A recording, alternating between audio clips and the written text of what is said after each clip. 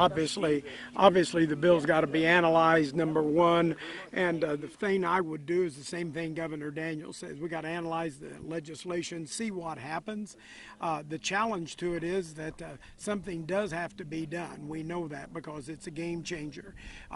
That's the challenge. The good news is it's going to mean more Hoosiers are covered with health insurance, and the number of people right now that are going to emergency rooms without health insurance and driving the cost up for the rest of us, that will be going down.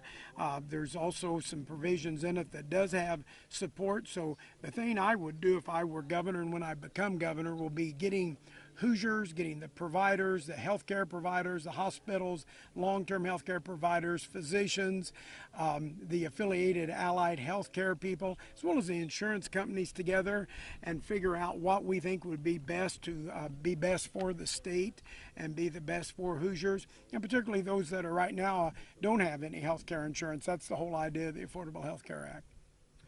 Well, I think that you know, that was an attack on American soil. That was the Pearl Harbor of our generation, and I think the comments were totally inappropriate. But we've tried to tell people for the last year and a half that he's extreme and not mainstream, but he's managed to get by with it, and hopefully this will cause people to take a look and see what he's been saying and what he's really about. It's still, I have said from day one, this election's about jobs, and it's about jobs and the economy. What I'm trying to point out to people is he's never had one jobs bill the whole time he's been in Congress. He's been about nothing but social issues, and there's no reason to think that changes. And when you see these comments like this, you'd have to question his fitness to govern. You know what, I'm not running against Governor Daniels for governor.